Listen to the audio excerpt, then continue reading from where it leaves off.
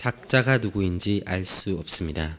다만 인도자를 따라 부르는 노래로 알려져 있는 시입니다.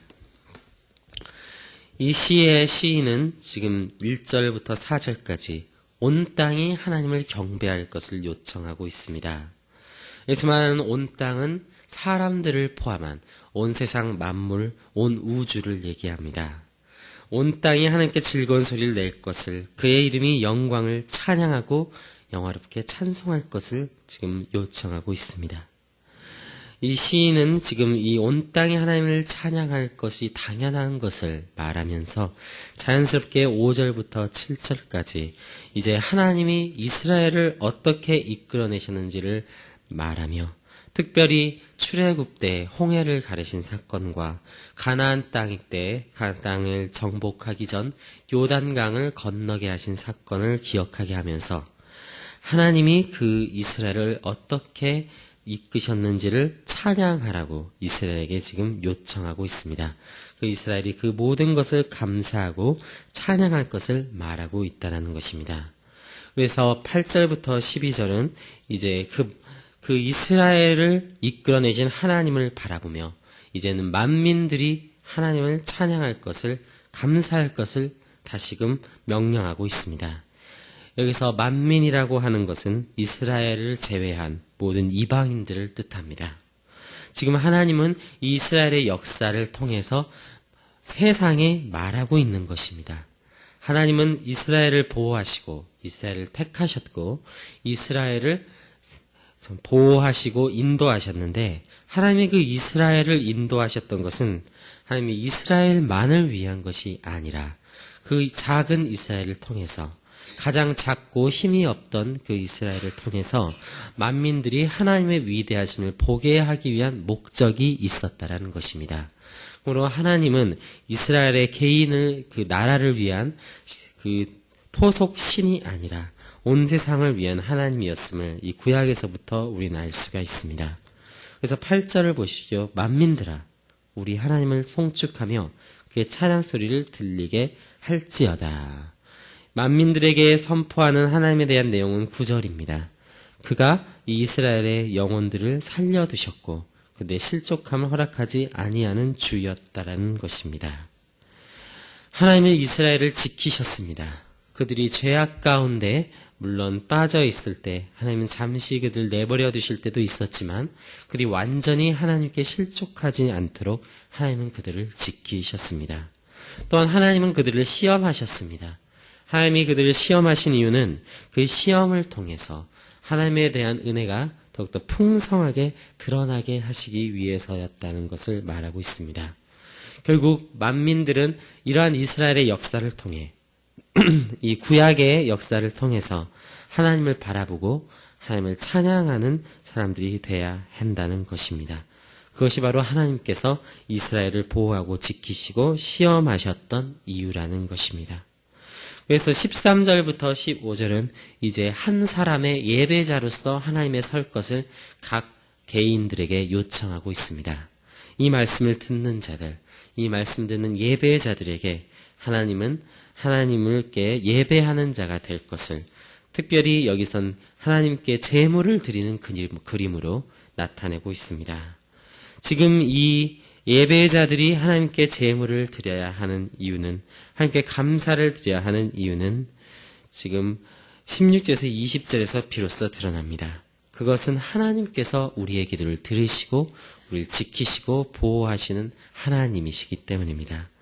우리가 그 하나님을 안다면, 그 하나님의 사랑을 안다면 우리는 마땅히 하나님께 예배하는 자가 되어야 한다는 것을 오늘 시인은 말하고 있습니다.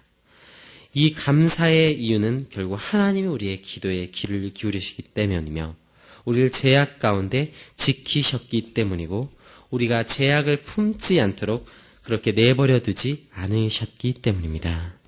그래서 18절을 보십시오. 내가 나의 마음에 죄악을 품었더라면 주께서 듣지 아니하시리라.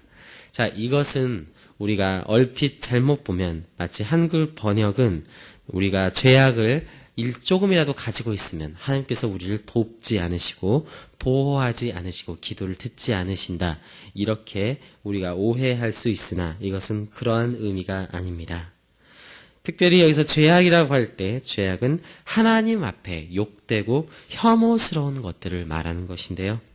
특별히 죄악을 품고 있다라는 것은 죄악을 저지르고 안 저지르고의 문제라기보다는 이 죄악을 내 인생의 목표로 삼고 계속해서 그것을 가지고 있기를 원하는 마음의 태도를 말합니다. 말 그대로 이것을 품고 있길 원하는 그 마음에 우리의 죄악된 인간의 성향을 말합니다. 옛사람의 성향을 말하는 것입니다. 그렇기 때문에 그래서 죄악을 품지 않게 하시는 하나님이라는 것은 이 예배자의 개인에 대해선 하나님께 끊임없이 기도함으로 이 죄악을 품지 않게 해달라고 이 죄악을 내가 목표로 삼고 살아가지 않게 해달라고 요청하는 그 예배자의 모습을 가리키는 것이고 하나님의 입장에선 하나님께서는 우리를 계속해서 인도하시고 지키시고 하나님의 사람으로 만들어 가실 것이기 때문에 이 죄악을 계속해서 지속적으로 품지 않게 하실 것이라는 것, 우리가 이 죄악을 세상을 목표로 삼고 사는 것이 아니라 하나님의 의로우심과 하나님의 나라를 목표로 삼게 하실 거라는 것을 말하고 있습니다. 결국 그런 차원에서 지금 하나님께서는 죄악을 품지 않게 하신다는 것입니다. 그래서 결국 하나님께서는 19절을 보십시오. 기도스의 귀를 기울이실 것이고 하나님을 찬송케 하실 것이고 그 기도를 물리치지 아니하시고 그 인자하심을 거두지 않으실 것이기 때문에 우리는 죄악 가운데 지속적으로 거하지 않을 것이라는 사실을 시는 말하는 것입니다. 그렇다면 오늘 결론을 내리겠습니다. 우리가 오늘 이 시의 말씀을 들었습니다. 온 세상은 하나님을 찬양하기에 마땅하고 이스라엘의 역사를 볼 때 또한 만민들을 향한 하나님의 명령을 볼 때 또한 내 개인을 통해서 하나님께서 일하시고 말씀하셨던 것을 볼 때 우리가 해야 할 것은 분명합니다.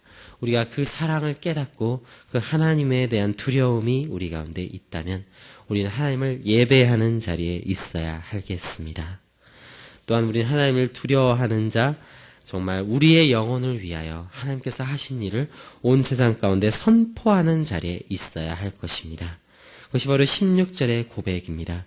나의 영혼을 위하여 행하신 일을 내가 선포하리로다. 저희들 가운데 우리가 그 자리에 있기를 원합니다. 그래서 저희들이 이 세상 가운데 죄악을 행하는 것을 목표로 삼는 세상 사람들의 자리에 우리가 있게 하지 마시고 하나님, 저희들 정말 하나님의 영광을 선포하는 자리에 우리를 두십시오. 우리가 그것을 위해서 이 시간에 기도하는 여러분들이 되시기를 진심으로 소원합니다. 우리 같이 기도하도록 하겠습니다. 하나님 아버지 감사드립니다. 주님께서 원하시는 것은 저희들이 하나님의 영광을 선포하는 자리에 우리가 있는 것입니다. 그것을 위하여 하나님은 세상 가운데 세상을 만드셨고 이스라엘을 세우셨으며 만민들이 그 이스라엘을 통해서 하나님의 위대하심을 보게 하셨습니다. 그 하나님은 우리의 개인을 통하여서 끊임없이 말씀하시고 있습니다. 우리의 기도를 기울이시며 우리를 보호하셨고 우리가 감사할 일들을 내 인생 가운데 끊임없이 행하셨사오니 주님, 우리가 마땅히 주님의 영광을 선포하는 자가 되게 하여 주십시오. 그래서 저희들 세상의 죄악을 품고 사는 자들이 아니라 그것들을 끊임없이 버리려고 하나님 앞에 기도하며 그 하나님의 영광을 정말 하나님의 그 은혜를 선포하는 자들이 되게 하여 주시옵소서. 감사드립니다. 우리 주 예수 그리스도의 이름으로 기도드립니다. 아멘.